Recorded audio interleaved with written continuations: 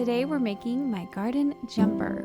This pattern was inspired by slow mornings in the garden, soft cottons that breathe with you, and clothing that feels like home. It's comfy, playful, and easy to wear. The kind of thing you throw on when you're watering your herbs, visiting a farmer's market, or maybe as a swimsuit cover-up. With customizable back straps, you can style it all kinds of ways. It has large petal pockets that are there to help you hold your harvest or your keys. It's beginner friendly. It's designed to be roomy and forgiving with an earthy, handmade feel. I'll walk you through everything you need, from printing the pattern to cutting your fabric and sewing step by step. This is more than a project. It's a moment to slow down, connect to yourself, work with your hands, and create a one-of-a-kind piece with love. You can use any lightweight fabric, linen, cotton, even thrifted curtains, tablecloths, or sheets. They're beautiful, budget-friendly, one-of-a-kind, and nobody else will have anything like it, and it's kind to the planet. It doesn't need to be perfect. It just needs to feel like you. First, let's print the pattern. You can purchase a pattern below and follow along with us. I worked with a pattern maker who designed this to be able to print anywhere in the world. So be sure to read your email carefully so you can print easily from home or send it to the print shop. Print just page 1 first so you can double check that it printed to the right size. The very first page has a little 1.5-inch square called a test square.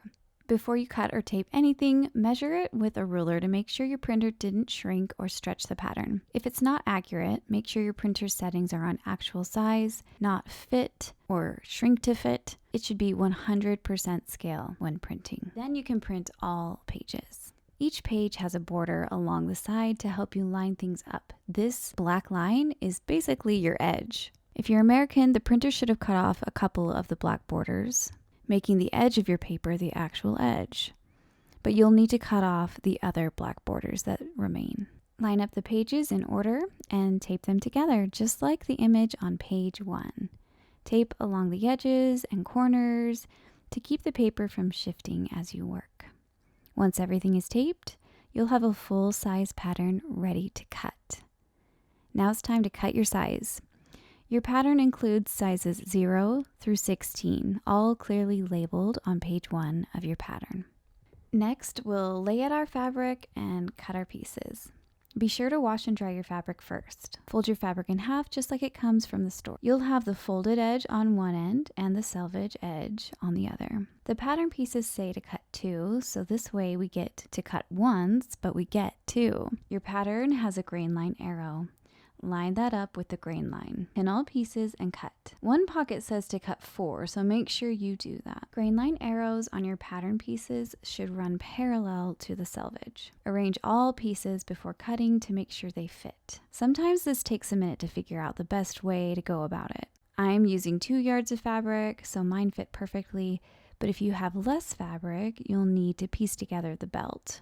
The binding piece needs to stretch, so it must be cut on the bias. That means diagonally across the fabric, not straight up and down. The bias is the 45-degree angle to the fabric's straight grain. When you cut fabric on the bias, it has natural stretch, which makes it perfect for binding edges smoothly and snugly, elevating the look of your finished outfit. We start by working on the back pockets.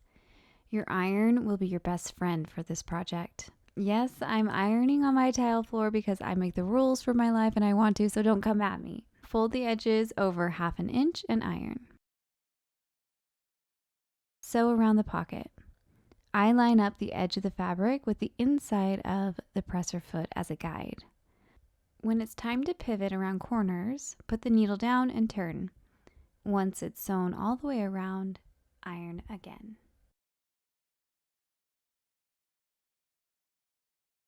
Grab your back pieces and lay them right side up, mirroring each other like so. Place your back pockets. I like mine at the center and 4 inches from the bottom.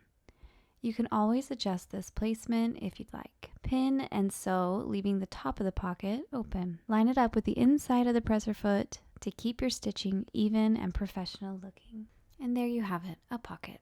Now take your back pieces. We're going to do an interesting thing, but just follow along and it will make sense. You can see here the smaller curves are part of our armpit curve. Our larger curve is our back seam. So at the back seam, measure down 2 inches and mark. Clip a small 1/4 inch notch right at that marking. Repeat on the other back piece. Flip the back piece over to the wrong side and fold over the notch of fabric. Iron and sew it down. Trim away strings and repeat on the other back piece. Now we have 2 back pieces with these sewn down notches, if you will. What we're going to do next is sew together a front piece to a back piece. Lay them out like so, right sides facing up and the crotch mirroring each other. Take your front piece and flip it over on top of the back piece. Right sides together. Pin together the crotch and then go to the other side and pin together the side seam. Stay with me here, even if it gets weird. We're going to sew where we pinned the crotch and the side seam. Watch again. Front piece and back piece. Line up at the crotch. Flip over, right sides together, pin the crotch, pin the side seam. Take them both to the sewing machine and sew at the edge of the presser foot for guidance and a straight edge. Now we have 2 funny looking tubes. We have 2 tubes that are inside out, and we're going to connect all of this together. So take one tube and pull it right side out. It's about to get weird, but also really cool, so stay with me. You've got this. We are going to insert the tube we just pulled right side out into the tube that is wrong side out, okay? And we're going to line up the crotches and side seams and bottoms. Come to the crotch and make sure that the seams are lined up. Make sure the giant U shape is all lined up from corner to corner. You'll see those notches we made earlier. Make sure they're lined up. And start pinning just below those notches. Pin all the way around the U shape. Sew starting just below those notches, all the way around the U shape. Do not sew those notches. Once you have it sewn, it should look like this.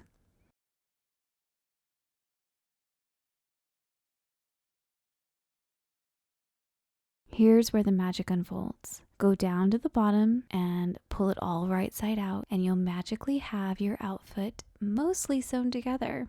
It's amazing. Now hem the bottom.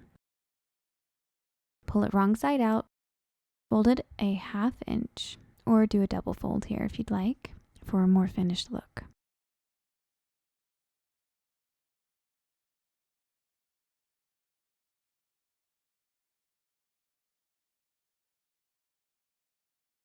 Iron it and sew along the edge of the presser foot.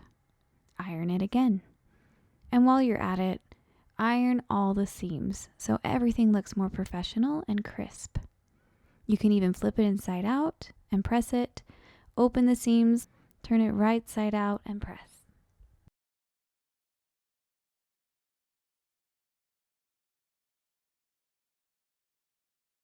Now grab your binding. You can see how stretchy it is because we cut it diagonally on our fabric. This makes it perfect for sewing onto curvy armpit openings and will give our armpit a really nice finished look. We're going to fold the edges of the binding into itself and iron, and then fold it in half hot dog style and iron.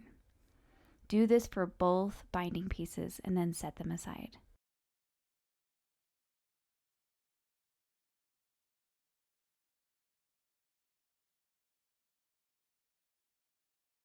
Now grab your long strap pieces. We have 2 pieces and we need to sew them together to make one extremely long piece. This is going to be pulled through the jumper and tied into a bow at the back of the jumper. Place it right sides together and sew.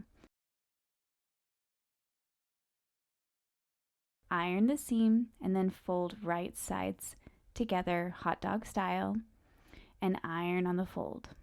We're basically creating a very long tube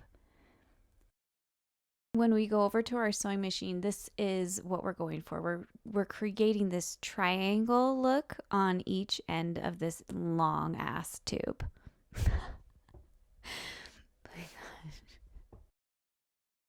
My camera did not capture the first diagonal end that I sewed, but it did capture the last one. So just know that on each end of this tube that we're sewing, there is a diagonal end. So when you start sewing your tube, your long ass tube, there's a diagonal at the top, okay? Just make a diagonal at the top and then sew.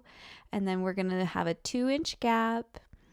See how I did a little forward stitch, back stitch, lift up the needle, lift up the presser foot, go about 2 inches. We're making a little gap there, a little hole, and continue on your journey of sewing all the way down to the end of this long tube.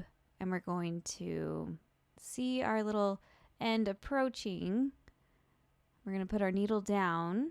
When we're about 2 inches away, we're putting the needle down, turning, creating our diagonal, and going to the corner. So this right here, this needs to be on both ends of this tube. Now trim off these little triangle pieces, and then we're going to pull the right side out.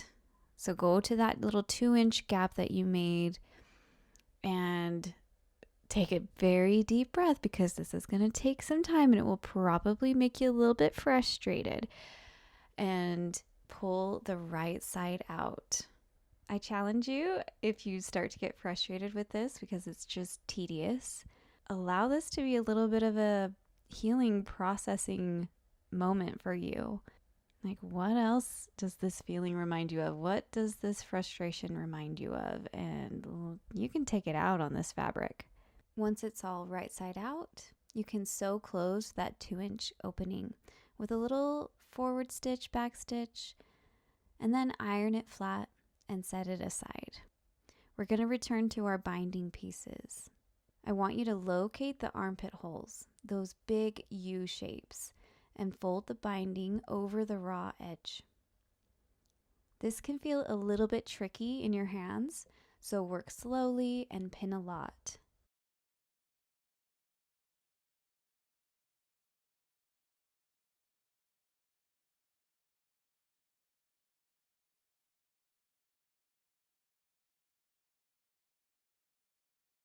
Sew it in place. Once it's sewn, trim off the extra fabric and trim strings. Repeat on the other side.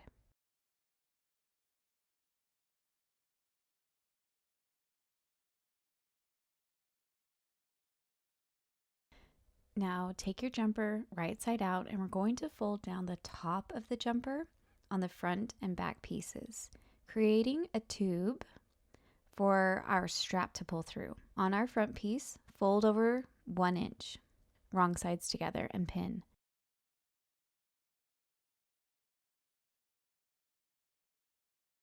Then our back piece, you can see those cute little notches we made a long time ago. And now it will make sense why we created them in the first place. Fold down 1 inch and pin. We're going to sew along the edge, creating a tube. Now everything is sewn, and we have our tubes on the front piece and the back piece. We're going to pull the strap through the whole thing with a cross back or straight down. I'll show you straight down first. Get a large safety pin and pin it at the end of your strap. Pull it through the front piece tube.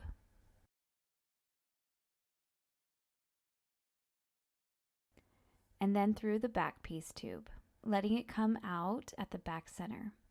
Remove the pin and pin it on the other end of the strap, and pull that end through the back piece toward the back center. Scrunch things up. These straps can be adjusted to your liking.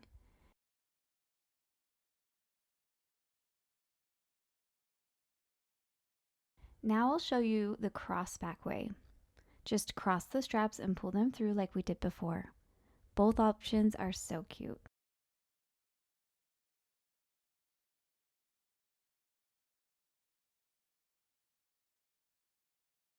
Now things get really handy with our petal pockets. I designed them to be deep, so you can literally carry 15 eggs if you need. Lay them out wrong sides up so they mirror each other like so. Then along the curve, we're going to cut short slits about 1/4 of an inch deep. This will help us hem the curve. Fold the edges over and iron. Repeat with all 4, and then sew all 4, lining your edge up with the inside of the presser foot. Once they are all sewn, iron. Now with the right sides up, I want you to lay the pocket piece over the other and pin and sew between these 2 points where I'm pointing. This gives the pocket the petal look while keeping everything in place. Once the petal pieces are sewn together, we're going to get our jumper and flip it to the front side and find the side seam. We're lining the edge of the pocket up with the side seam and pinning it onto the jumper. The bottom of the pocket is right above the hem. Then we sew all along the pocket at the inside of the presser foot, leaving the pocket open at the top. Repeat on the other side. And our final pocket goes on the upper front chest area of the jumper. Iron all the edges over 1/2 inch, wrong sides together. Sew at the inside of the presser foot. Place the pocket wherever you feel is right. Pin and sew into place, leaving the top open.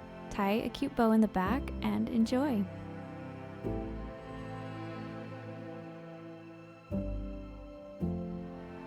Don't forget to subscribe, and I would love to see how yours turned out. Send me a message on Instagram.